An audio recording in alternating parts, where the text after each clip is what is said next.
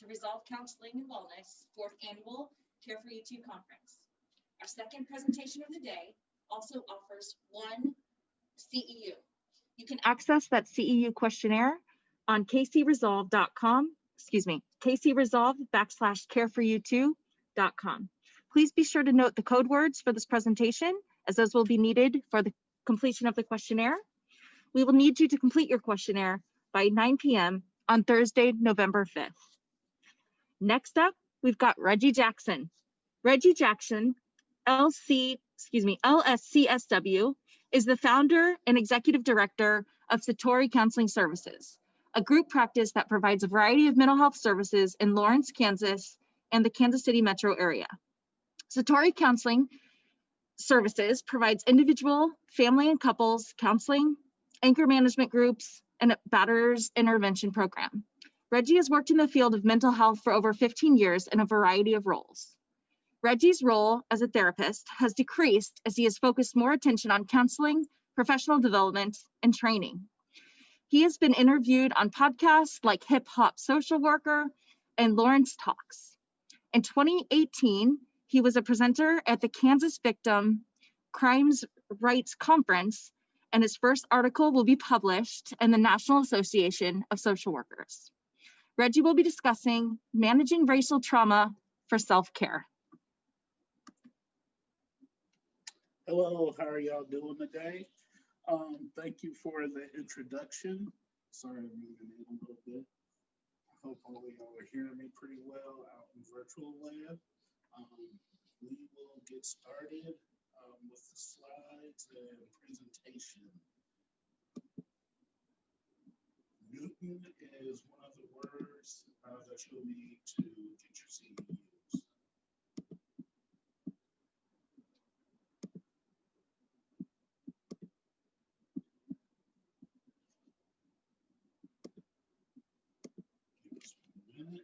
All right, thank you. All right, today we'll be discussing, I'll be presenting to y'all on racial trauma.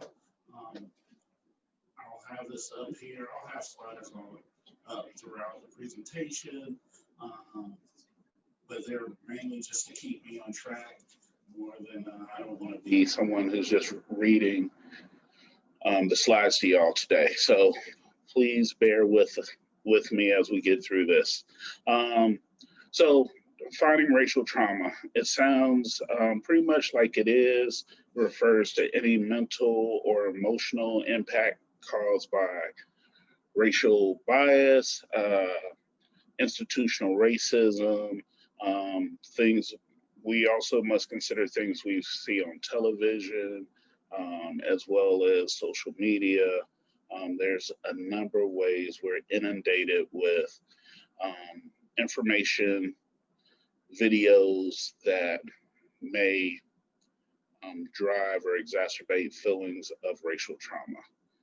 So just something to keep in mind. I'd also like to tell y'all that just like racial trauma or any other mental health challenge that people may experience, most of the time it's going to be on a spectrum. So for instance, I've worked with some people who are clinically depressed, but who are still functioning, going to work and managing their lives the best they can. And on the other end of the spectrum, I've worked with people who are clinically depressed and they can't get out of bed. And it's a struggle to be motivated and to accomplish tasks through the day. So as we discuss racial trauma, I do encourage y'all to think about the spectrum of how this looks. Do I think I'm impacted by racial trauma as a Black man? Absolutely. But at the same time, I'm able to manage things and continue on with my life. So please keep that in mind. Thanks.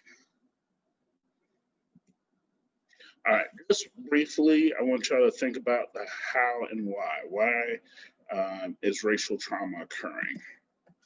So I want to discuss with y'all the idea of white supremacy. So as we consider racial trauma and how people may get to to experiencing racial trauma. We also want to think about white supremacy. I know that is an uncomfortable word for some of y'all to hear, and I really want to unpack that a little bit with y'all. But it's really about the ideology of white folks in this country have a history of being in a superior place, and people, the darker the skin is, the more subordinate or less or more challenging it is to rise to a place of prominence in the United States. So I wanted to just share a couple of things with y'all as we discuss white supremacy. A couple of stories. So one, I would like to tell y'all about a time where I was really just getting into doing my work as a facilitator and organizing my batterers intervention program.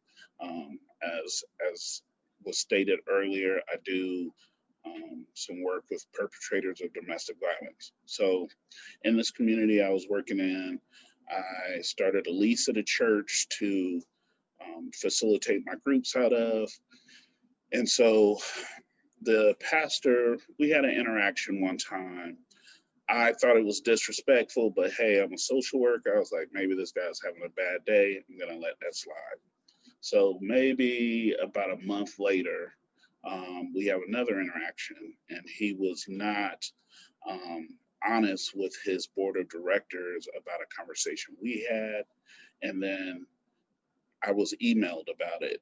And so I emailed this person and told him that what he did was unprofessional, and he had lied on me. And so this happened on like a Tuesday or something like that. I promise y'all, on Thursday, I got an email from the board of directors saying that they were raising my lease rate 3 times what it was, and basically priced me out of the building. So I had to get up and move my program. And so you might be thinking, what's the point of the story? The point is sometimes, well, I felt in that moment that the message I got from these people was, as long as you stay in your place and let us treat you how we want to treat you, then you're allowed to be a part of this organization. I can't promise you that that was their purpose in doing that, but that's what it felt like to me, and that's something I would encourage y'all to consider as we have more conversations, or as you dig into this thing called white supremacy. It's quite the buzzword right now. We're hearing that in presidential debates and things like that, and so it is not to call white people white supremacists. I wanted to make that clear. It's just about the idea that, you know, from a political or economic standpoint, or the way our cultural systems work in the United States, white people have a history of being in a superior position. So there's also things like, I'll go to probation offices or things like that to do presentations, and the person at the front desk may just see my Black face and offer me the form to fill out like I'm coming to visit a probation officer. That, again, feels demeaning to me. So there's lots of different ways that these things are just impacting me. And I'm an educated Black man, I'm a homeowner, I pay my taxes, all that good old stuff. So I would encourage y'all to think about people who may not have some of the basically privileges that I do, to be honest. People who are in schools or working labor jobs where they have to put up with whatever. I'm blessed enough to own my own business, so I can kind of do things the way I want to, but some people don't have that option, and I would encourage y'all to think about that as we move through the rest of this presentation. So that's white supremacy. One thing, if y'all have ever heard of the book, or I would suggest it, the book White Fragility by Robin DiAngelo. And in that book, she gives a metaphor.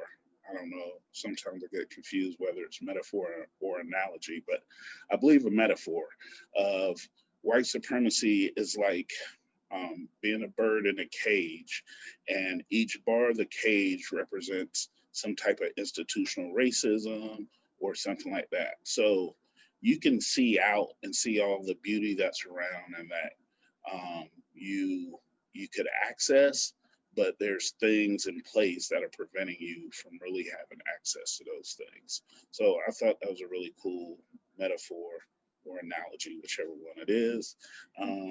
But I really like that.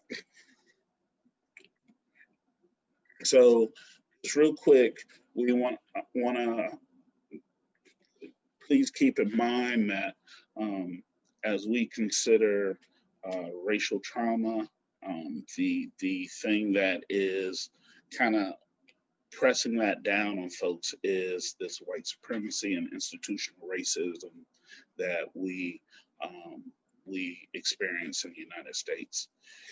And just real quick, you might hear me say BIPOC. That stands for Black, Indigenous, and People of Color. So it's another kind of buzzword that's been around actually for a while, or analogy. I'm sorry, not analogy, but I can't think of the word right now. Acronym for that. So thank y'all. I just wanted to let you know that. And we're going to talk about the impact of institutional racism on Black, Indigenous, and people of color. So next, we're moving into an area where we're talking about the ways people are impacted by racial trauma, or the types of racial trauma that can occur. So there's vicarious trauma. This might be things like if you unfortunately saw the killing of George Floyd, that would be an example of vicarious trauma. Or we can also talk about there's Ahmaud Arbery, there's Breonna Taylor, there's lots of different examples of this where Black people are being killed by police. And I would like you to consider, so I see that, I'm a therapist, and then maybe someone comes in, one of my clients comes in, and I have to talk about George Floyd with my client who also is struggling. So that's another way vicarious trauma kind of manifests itself out here. Sometimes maybe you're at the workplace and you're talking about it, and maybe maybe you have a Black coworker or colleague, and maybe they're really trying to manage how they're feeling about seeing that, and there's conversations about it throughout the workplace. And so people are dealing with that throughout their workday. I imagine when the George Floyd murder happened, there was definitely in my office and with clients, lots of conversations surrounding that. So that's what vicarious trauma looks like. And just a couple of other ways institutional racism impacts us, just really quick. If y'all have not heard of the term disproportionate minority confinement, that's a real thing. So Black folks make up about 13% of the population, but we make up 33% of the prison population. So we're disproportionately represented in the prison system. I just read an article, it was actually, speaking of social media, it was something I saw on social media, but so I can't confirm these numbers, but right now there's 1.4 million Black men alone, not Black people, just men that are incarcerated in the United States. And there was, I think in 1850, they said there was like approximately 870,000 slaves in the United States. So just thinking about how those things are, people are not having freedoms, or people are having freedoms taken away from them to this day is just something that another way vicarious trauma, or thinking about that, impacts us. And there's also, and y'all can kind of dig into this yourself if you're curious. I'd encourage you to, redlining when coming to buying homes, or disparities in education. If y'all think about, we're in the Kansas City metro area, there's these standardized tests, right? So there's the ACT and the SAT. So maybe people in some of the poor areas of the Kansas City metro don't have the same access to the educational resources of someone who maybe is in the Blue Valley School District, for instance, but they have to take the same test to get into college, or to join the military, they have to take the ASVAB. So just seeing how those disparities are a real part of our lives, we really need to dig into that, and to understand racial trauma. Okay, so there's also transmitted traumatic stressors, and that's just stories and things that are handed down from generation to generation within families and communities. Some people were taught, some Black folks were taught not to trust the police. I'll also tell y'all that my mom is 71 years old. She was raised in Birmingham, Alabama, so she's a child, or a young lady during the civil rights movement. And I can go, it's 2020 now. If I go to the store with my mom and I buy a piece of gum, she's gonna make me put it in a bag. And that way, what she learned as a kid was, with a bag, you can prove to everybody that you actually purchased what you have and you didn't steal it. And then you wouldn't be harassed, or worse, by people in the community. So, quick example again of the transmitted traumatic stressors. We could also consider Native Americans. I have taken quite a bit of time to talk about Black folks. I say, let's keep it real. If I ask you to close your eyes and I say, what's a biracial relationship? My guess is many of y'all are going to think about Black and white people, but biracial could mean Korean and Chinese. It could mean Mexican and French. Who knows? But I want to make sure we're touching some of these other BIPOC folks who are also dealing with some of these things. So, as mentioned before, my office is in Lawrence. There's a Haskell University there. So there's which was at one point a Native American boarding school. I've had the privilege of working with quite a few Native folks, and one of my employees is Native as well. And so I've really had to work on educating myself about some of the transmitted family stressors and things that they go through. But I think y'all, most of us were taught about the Trail of Tears in school and things like that. So we're looking at the violent removal of folks from their sacred land, the Native American boarding schools that were designed to assimilate natives into white culture, and the massacres that occurred over the years. So just more examples of this to think about as we explore racial trauma. Just some things that you might see. Sometimes as a clinician, one thing I notice with the people I work with, sometimes there's not an understanding of what someone's experiencing, whether cognitively, emotionally, or maybe even from like how they interact in relationships. So some symptoms to maybe be looking for are re-experiencing the events. This could having nightmares or flashbacks. That's not too extreme. I imagine some people are challenged with that. Chronic stress and anxious thinking, hypervigilance, depression, things like that. Substance abuse, sometimes avoidance of people and environments. This was just a really cool infographic that I saw. So I think it's pretty self-explanatory, but think about quality means looks like giving everybody the same thing, and that's really not going to help everyone out. If you think about, we all have $1 million in the bank, and you give all of us, and you give us all a million more. That's equality, but the people, I'm sorry, I said that wrong.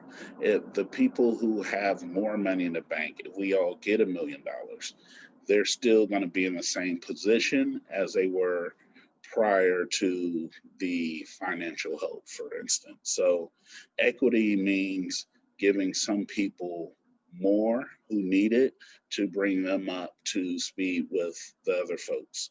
I understand this is a capitalist society and things like that, but definitely something to consider.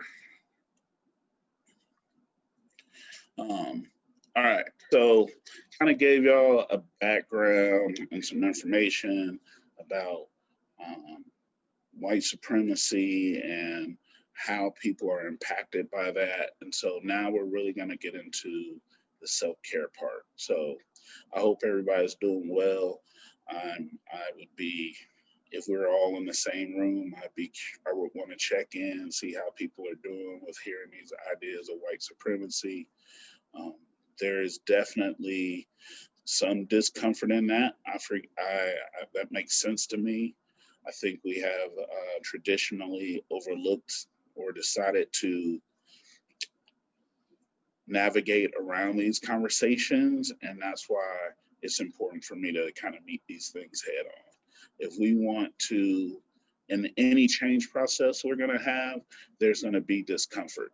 You don't, um, you know, go on a diet and it's all fun and easy. It's gonna be some times where you want to have some snacks that you like, or it's gonna be some times where you got to get to the gym where you'd rather sleep in. So this is all the same process. It's gonna be a change of how you operate, and I hope that you, through this conversation, not only are you supporting yourself and getting more self-care, but that some other people are being more thoughtful and empathetic about the things that maybe their co-workers, family members, um, buddies at the gym, or what have you, are experiencing, so that we can all try to make this place more, I don't know, livable for all of us, and more emotionally safe for folks. All right. You've heard me mention this before, but it's really important to identify and recognize if you're experiencing racial trauma. Um, I feel like sometimes, for me personally, I'll experience it and I kind of don't have time to process it. So there's, and please keep in mind, there is overt racism where maybe someone is doing something or saying words that is overtly to offend you, and then there's more covert ways we're impacted by this. So some of those stories I gave you about maybe the being in the space at the church, those are ways maybe that are more covert. But sometimes people are wanting to, um, sometimes people are exercising their power through financial means or what have you. So understanding maybe that you're experiencing some of these things is a great first step. Acknowledgement is huge. If you think about people who struggle with substance abuse, they can't really start the change process until they get past denial. So just something to keep in mind. I'm going to take a little sip of my coffee real quick if y'all don't mind.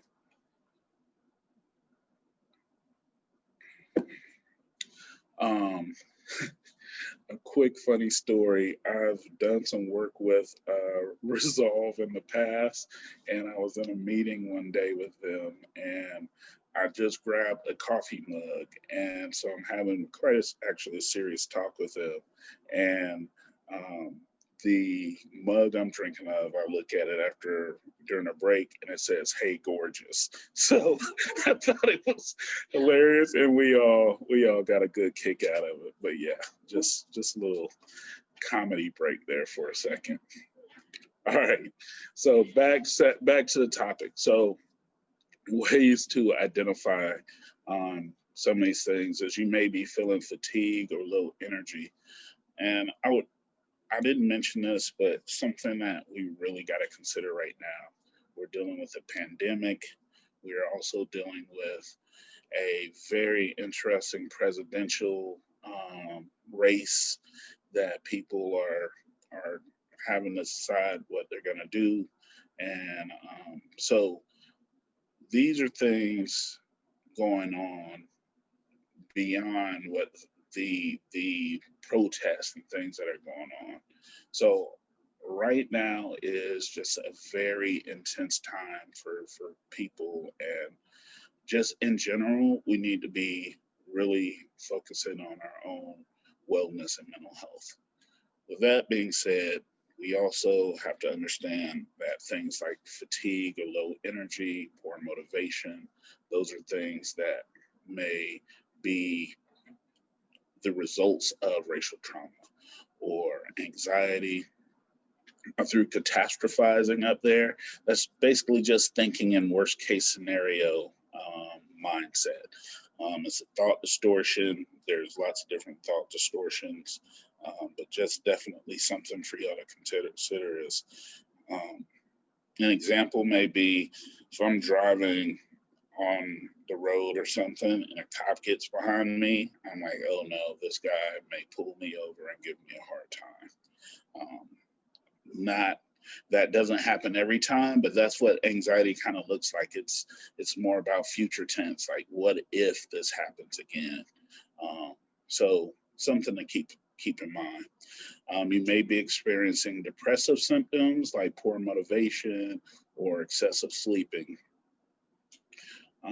For sure, in men, irritability is sometimes a way that mental health challenges manifest themselves in their lives. So just something to keep in mind. And then over and under eating. I've never been one to undereat. So it's always interesting that is the way some people go. Some spiritual strategies to manage racial trauma, just thinking about prayer. Is a useful tool. Mindfulness exercises. I really enjoy mindfulness exercises, and I really just tell people the easiest way to think about it is engaging your senses. So even if you have a scented candle at home, maybe you want to just have your candle burning and turn off your phone and your television and just practice your breathing and relaxing.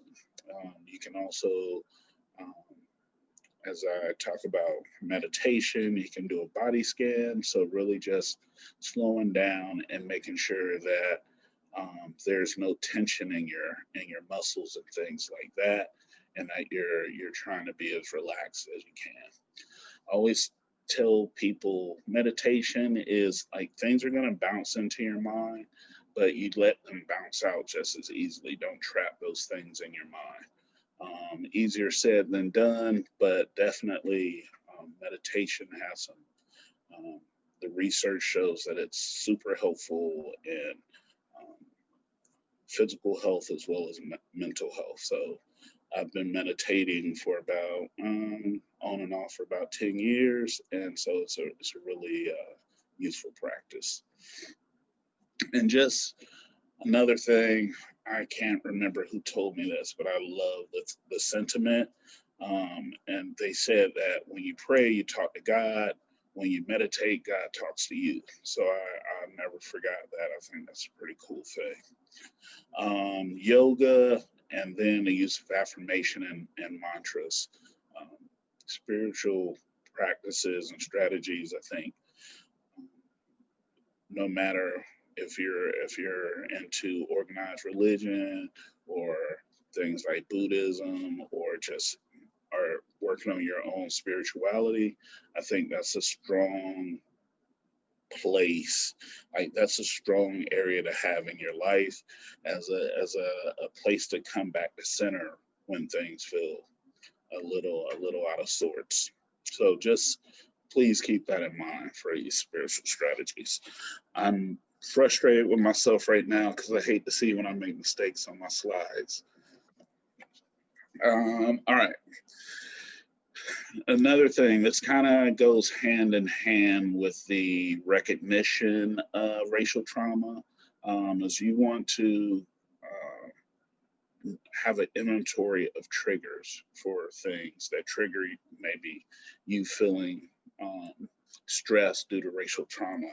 So that could be people that you interact with. Sometimes you can't get away from those people, unfortunately. If there's situations or people at your workplace who you're kind of have to interact with to some degree, you want to try to prepare yourself for managing that relationship, keeping safe, healthy boundaries and things like that. But you want to be aware of that. And then the environment, the workplace, for one, is many of the Black folks and BIPOC people that I work with, as these protests have increased and things have heated up in this presidential election, people are talking to me about how they feel like they have to kind of behave at work, or they hear side conversations and they really kind of just want to avoid it or be numb to it during the day. And so, again, sometimes you can't tell people what they're allowed to talk about at work, but just maybe constantly hearing these thoughts is tough to deal with. And then I like to tell people I'm not two things. One, Black people aren't monolithic. It's a whole bunch of different intersectionalities with us, and also that I can't speak for every Black person. So sometimes I'll have people say, "Hey, Reg, what do you think about this?" Well, I only can tell you my story and my perspective, but I can't tell you what the Black experience is for every Black person in the United States. So it's kind of off-putting when I get those questions, and I'm usually pretty direct with people about, I only can tell you about my experience. And so just being mindful. Also, again, for white folks who are in the workplace or work environment or wherever with people of color and Black folks, just being empathetic and maybe not, I don't know, being careful how you navigate those conversations. I definitely have some Black colleagues who feel like white folks got to do their own work And then I'm more of, if someone asks me a question, I'm comfortable directing them towards at least something. I'll give y'all a few books, maybe check out before we get done, but there's also some great books on managing racial trauma as well. So we'll keep all those things in mind. Next is making sure you need to know if you're consuming too much social media. There's all kinds of stuff on social media that is not healthy for us. It's just the facts. I'm kind of a tech nerd, and so just even thinking about that, they create algorithms to shoot things to Facebook or Instagram or Twitter because they're watching what you like to consume.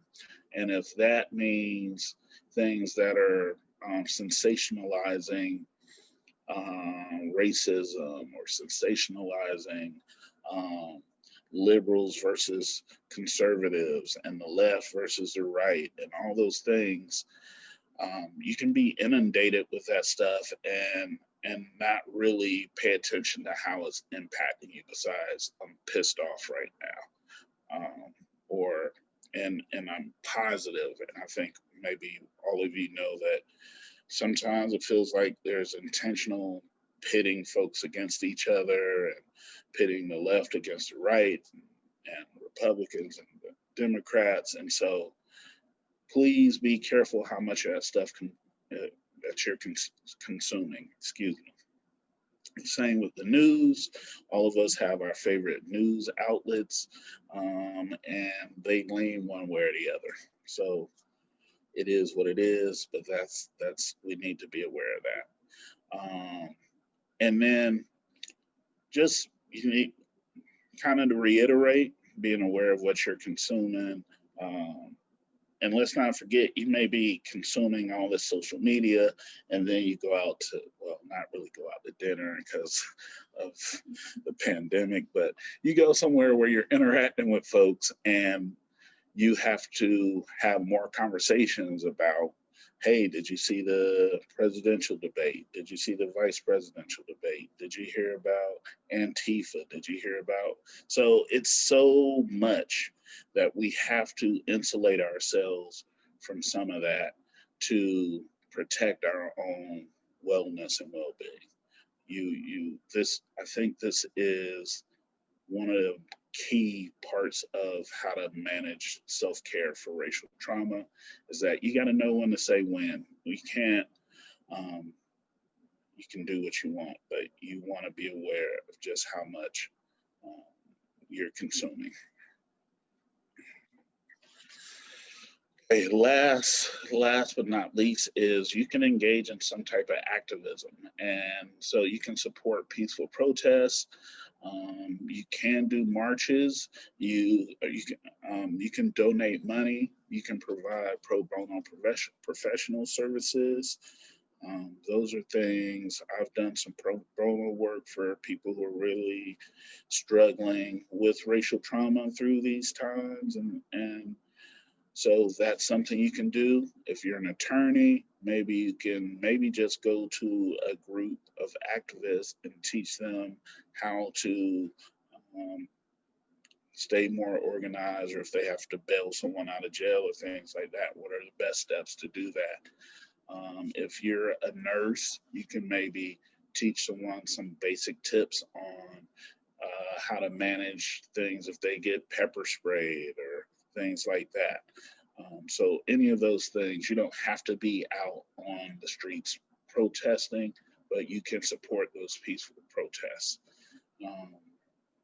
Just doing your own self-advocacy, asking for what you need from colleagues and partners, especially those of you that may be in biracial relationships or interracial relationships, is being able to talk with your partner about what your experience is and how it's impacting you, and maybe even the relationship. And then you can also encourage your employer, maybe go to HR and or school officials to address the issues that you feel are happening within the workplace or the school environment. So definitely some other things to think about. And then one other thing is just to promote self-care. You want to be able to talk with people who look like you, that are experiencing some of the same challenges. This may look like venting sometimes, and that's okay, but you want to be able to process and get some of this stuff out, so it's not just in your head and you're in these thought loops, which is called rumination. So you can start a support group, you can discuss with your family, engage in your church community, any of those things. And I mentioned talking with your employer.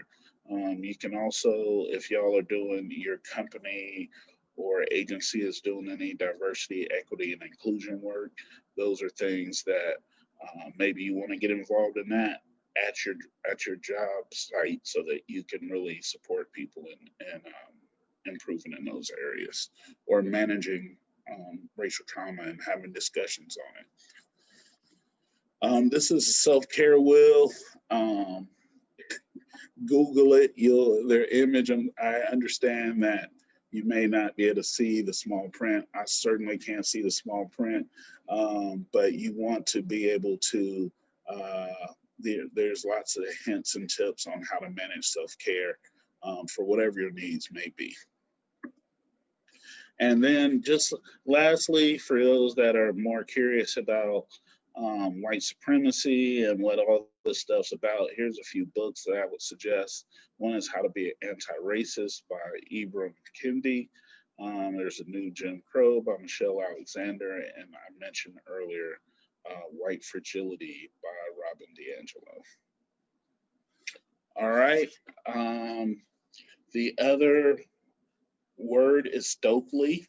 And so I appreciate y'all. I have more information. If you need more information and you're trying to find me, that's information from me right there.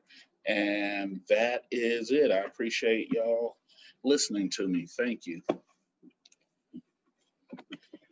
Thank you so much, Reggie. Mm-hmm. Thank you so much for giving us this information. Sure.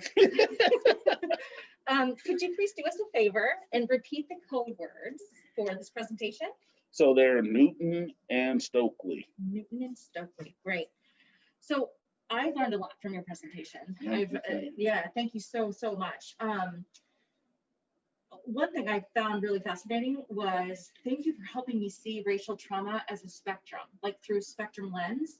It helps me to understand how people experience maybe even the same thing in a very different way, and how then they handle that, how they manage that, and how that manifests in them, and then how that they present to the community or to others. So that was really helpful, I think, to see it through a spectrum, rather than just like a concrete definition of that. Another thing that you said that really struck me as a clinician, when you were describing what racial symptoms of racial trauma look like, it's nearly identical, if not the same, to what we call PTSD, post-traumatic stress disorder. For sure. So you mentioned appetite changes, sleep disturbances, which are the biological symptoms of PTSD, anxiety, depression, irritability, avoidance of the situation or people, the triggers, bad dreams, maladaptive coping mechanisms. How would you, so you mentioned some really good ways to self-care, like in lots of different aspects at the end there, but in terms of treatment modalities for you as a clinician, how would you approach that as a clinician with people? Would you recommend like EMDR or trauma-focused cognitive behavioral therapy? Yeah, I really like EMDR. I know is a really popular PTSD treatment modality. So for sure that would be helpful. I think also, especially for my white clinician colleagues out there, being able to name that in the space where it's like, hey, I understand there's some privileges that I have as a white person that you don't have, and I'm open to discussing those things and working through those things with you if you're open to them. That's an important piece just for that rapport building and them knowing that you kind of get it, you know. And so yes, and then the complex CBT type work is important too. I don't know, that's my timer. I think that also really supporting people in identifying that may be what they're experiencing. Just baseline, like, hey, have you thought about this? Because it's maybe I think sometimes people feel like it's not okay to talk about, or they don't want to identify that. Sometimes it's something that they're experiencing. Or some other tips too. But yeah, the EMDR, I'd say, is a great tool to use. Yeah. And, Sorry, go ahead. Oh, I was just gonna say, and that's, you know, if we're not even thinking about what other traumatic experiences people are coming into the office with, so the layers of it, So, so yeah, those are some good ones. Well, I've been a clinician for a really long time, and I can recognize PTSD quite quickly. But I think in terms of racial trauma, you just totally opened my eyes up to this. So thank you so much, because I think that's going to give me more power and resource to help my clients. So thank you so much for that. You also identify different elements of trauma that are so prevalent in other areas of trauma, right? So like the transmitted trauma, the generational family trauma, those kind of things. So I think what you hit on is just, I think this has given me the opportunity to kind of open up my idea of trauma in terms of a racial perspective and that kind of stuff. So thank you for that. Let's see. So you did mention some activities, groups, you said to support peaceful protests, pro bono services, financially support groups, that kind of stuff, in order to kind of engage in the community. Is there any certain groups that you personally would recommend? Because I personally don't know even like the first step to take in finding like how do I support a group? Like what would you recommend I do to take that first step? For sure, you can Google, right? Well, I don't know if they're comfortable with me saying a group that I'm supporting. Okay, sure, that's fine. Okay, I appreciate that. But I will say that they are they've incorporated as a 501c3. There's lots of these groups that are now starting their own nonprofits, and so. Many of them you can find on Facebook, and I mean, you can for sure contribute to their causes. So, without giving maybe too much information, are there any keywords that you would recommend that, you know, I know some people are maybe viewing this from outside of the Kansas City area, but I mean, even Kansas City specific or maybe nationally? Maybe you could say just maybe Google how to support protesters in this area, or how to support. Normally their name doesn't have protesters in it. You know, and even there's, I can't remember, there's a fund for people who are being put in jail for protesting, and I know they have one of those in Kansas City. So just throwing $20 towards that, so that these people who are bailing them out have the opportunity to have the funds to do it. So I can give you some names off air. Yeah, okay. I just appreciate that, because I just sometimes don't even know where to start. Like, you know, so that's really helpful. Yeah, I had one group of folks I knew, a pastor buddy I knew, that used their church as a meeting place before they went out to protest. And then if anybody got, but I guess lost from their group, they would all have this as a gathering point. So if we get disconnected, we know this is the place we can meet. And most of the time, people aren't going to give people a hard time in a church. So, Good. Okay, so another thing I was like just kind of thinking about as you were doing your presentation is one of the main, like stress and trauma are on the same continuum, right? So in the difference between stress and trauma is perceived lack of control and power, right? So how would you, and you did give us lots of examples of like different ways to care for ourselves and mindfulness and yoga and prayer and all of these like wonderful, lovely things. But what would you recommend that we do in order to like enable and empower, which I think is one of the primary roots of trauma? I think encouraging the creation of groups. Okay. Like-minded people that look like them. I think empowering them to like, hey, have you thought about pulling a group of people together, especially like students and stuff.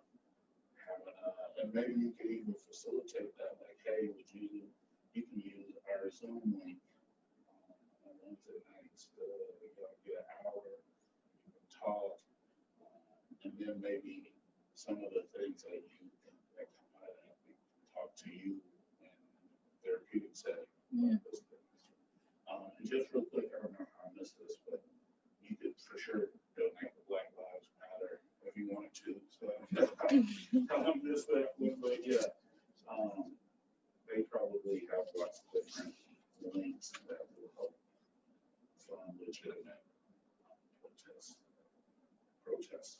organizations.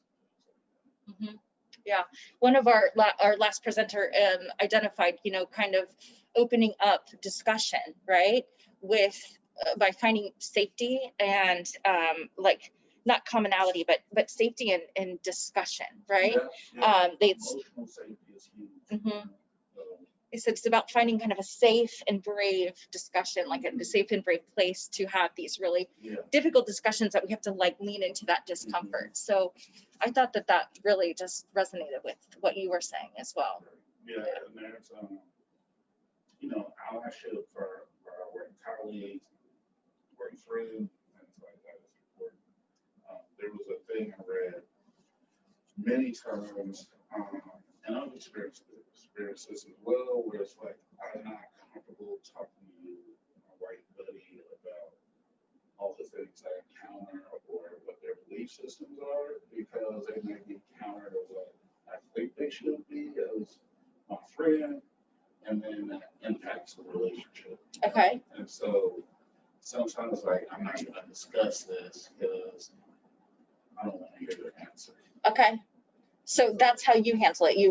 I should, but yeah. But sometimes, I have a couple of buddies who, we've had very in-depth conversations, but even who we're voting for and things like that, and maybe they're in a different tax bracket than I am, and so just having those discussions, sometimes there's an avoidance of that. Just because it's like, hey, we're cool. And I think they're saying don't discuss politics and religion with friends or something like that. And so, that's a real thing. But I'm also open if they want to have those conversations. I'm definitely down to do that. But sometimes you don't want to be experiencing racial trauma and then have to explain to someone why the Ahmaud Arbery case was so impactful. Like, I don't get why. And so things like that. Or people want to say, oh, well, George Floyd was trying to cash a bad check. Well, that doesn't deserve a death sentence, And so when people try to explain why that was okay, that can be very frustrating. Yeah. There's no excuse for it. Yeah. So, yeah. Well, thank you for your patience and tolerance and having these really challenging discussions. Is there anything else you'd like to add? No, I think we've had a pretty comprehensive conversation. You did amazing. Thank you so much. Thank you for being willing to give a presentation for our CARE4U2 conference. For sure. I appreciate the opportunity. Yeah. Our next presentation will begin at 11:30.